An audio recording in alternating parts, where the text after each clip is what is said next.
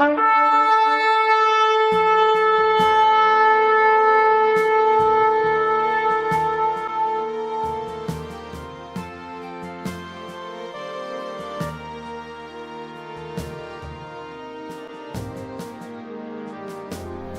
turn to Psalm 46. The title of this psalm is To the Chief Musician, a psalm of the sons of Korah, a song for Alamoth. Well, Alamoth could refer to a choir of singing girls, but it may also refer to a high-pitched stringed instrument. And we read about that in 1 Chronicles 15, before we get into the psalm. 1 Chronicles 15 verse 20, it says there, and Zechariah, and Aziel, and Zemiramoth, and Jehiel, and Uni, and Eliab, and Maaseiah, and Benaiah, with psalteries on Alamoth. So here it refers to the instrument, and that might be the same in this psalm. If we look at the diagram of this psalm, we see that the first part speaks about God's protecting presence now, but also in the future, and even forever and ever.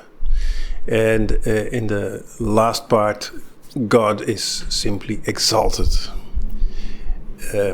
And we will also see, but I'll get back to that the first 6 verses also show a prophetic pattern, beginning with the rapture, through the tribulation, the millennial, and the following eternity, the new heaven and new earth.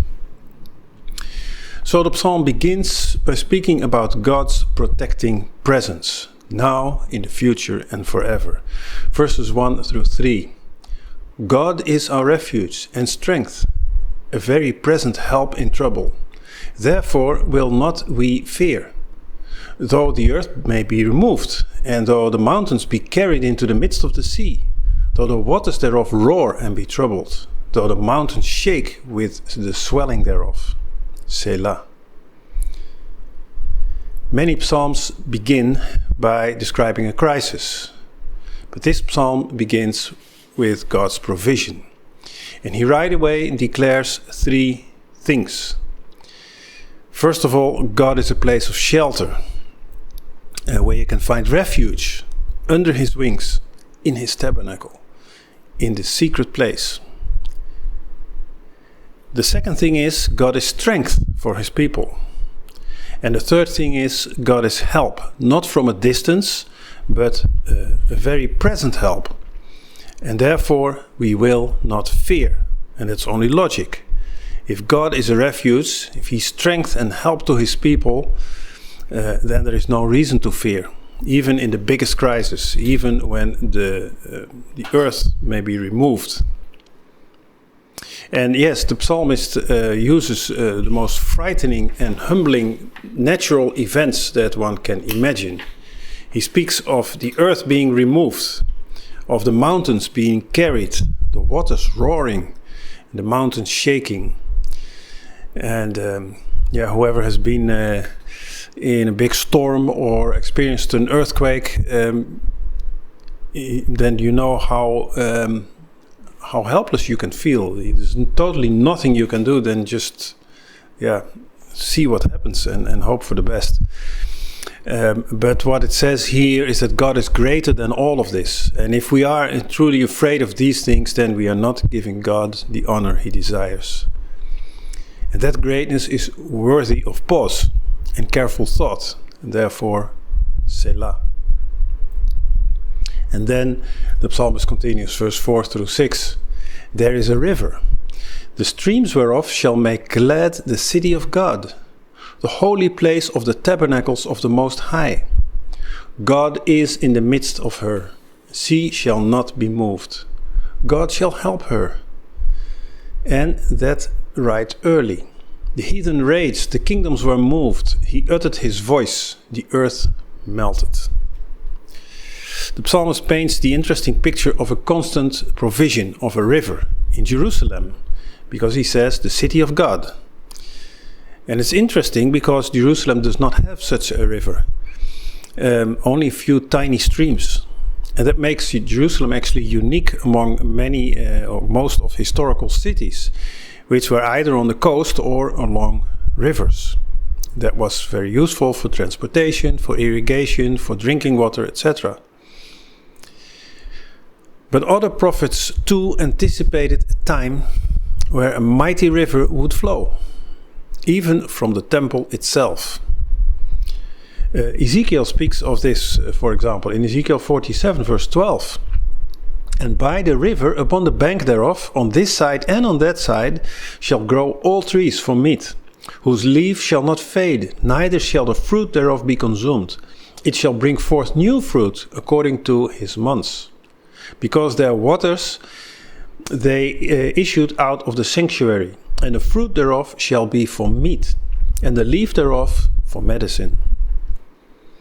And also in Revelation 22 verses 1 and 2 we read of this river. And he shewed me a pure river of water of life, clear as crystal, proceeding out of the throne of God and of the Lamb. In the midst of the street of it, and on either side of the river, there was the tree of life, which bare 12 manner of fruits, and yielded her fruit every month. And the leaves of the tree were for the healing of the nations. It's interesting to note that Ezekiel speaks of trees, plural, along the river. And that is the situation during the millennium. It is the earthly Jerusalem and a restored earth. And one could say a prelude to the eternal Jerusalem, the New Jerusalem, which is described in Revelation 22. There it speaks of one tree, which is, by the way, on both sides of the river. Try to figure that one out. It's even the tree of life. And it's very much like returning to Eden as it was before the fall. In Genesis 2, verse 9 and 10, we read about that. It says there, and out of the ground made the Lord God to grow every tree that is pleasant to the sight and good for food. The tree of life also in the midst of the garden, and the tree of knowledge of good and evil. And a river went out of Eden to water the garden, and from thence it was parted and became into 4 heads. Now note that the tree of the knowledge of good and evil no longer exists in the new heaven, the new earth, the new Jerusalem. And that makes sense, since there will no longer be evil. But even we, at this point, spiritually speaking, already may live like this. And we read it actually when we began our study of the Psalms, in the very first Psalm, Psalm 1 verse 3. There it says, and he, talking about the blessed man, he shall be like a tree planted by the rivers of water, that bringeth forth his fruit in his season. His leaf also shall not wither, and whatsoever he doeth shall prosper. And like Abraham, we are sojourners in a strange country, looking for that city. Hebrews 11 speaks to that, verses 9 and 10. By faith he, Abraham, sojourned in the land of promise, as in a strange country, dwelling in tabernacles, with Isaac and Jacob, the heirs with him of the same promise.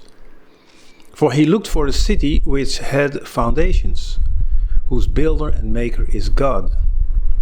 And in verse 16, but now they desire a better country, that is, a heavenly. Wherefore God is not ashamed to be called their God, for he hath prepared for them a city. And as the psalmist says, God is in the midst of that city. Therefore she shall not be moved, contrary to the earth and the mountains, as we read in verse 2.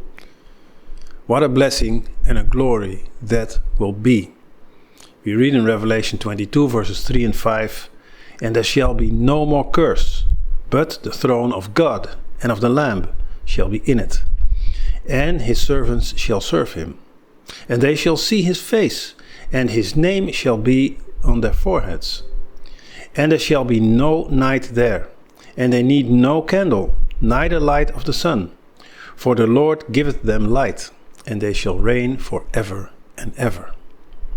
Well, we will read about this city more in detail in Psalm 48. Back to the psalm.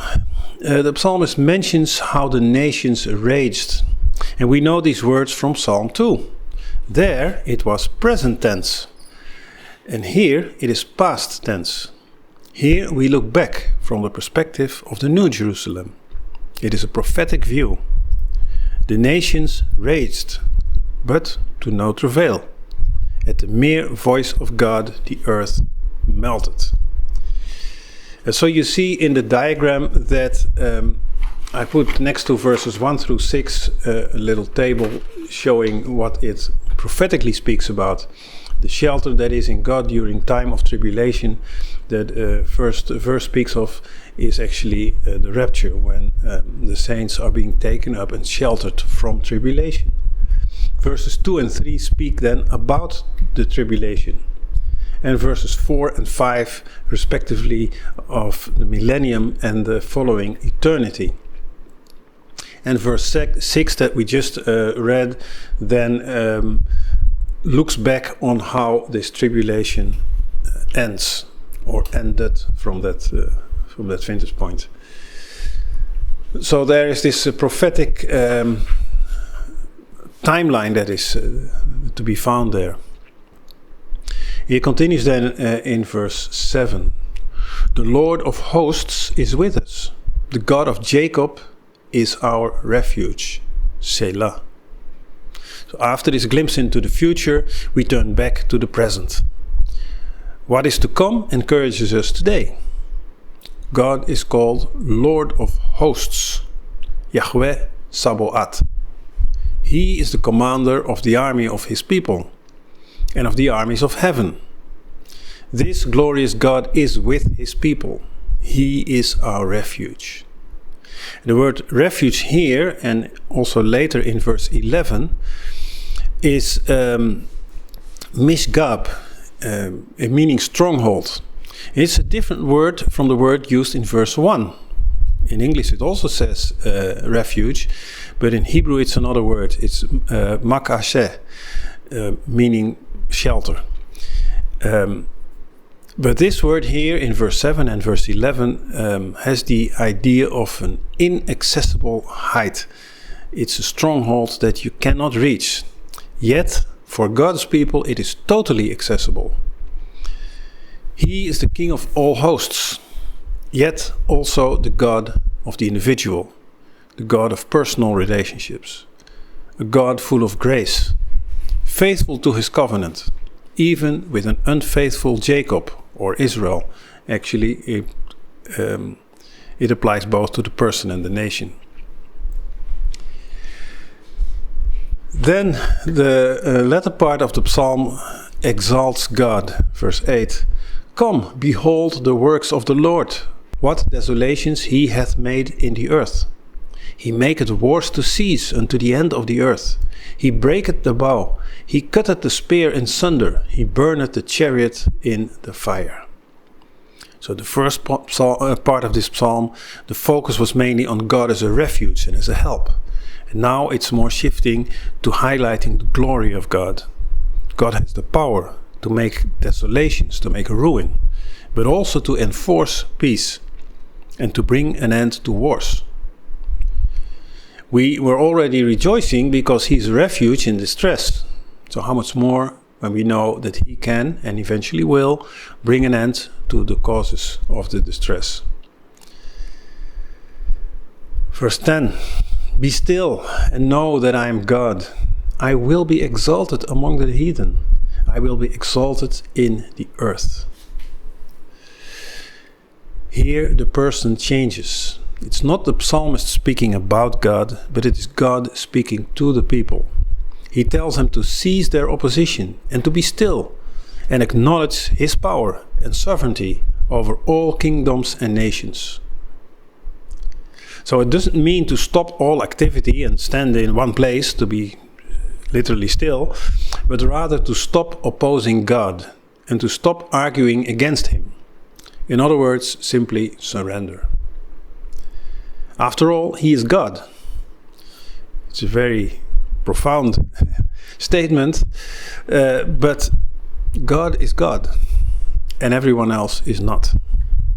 And that fact should be enough to still all arguments and objections.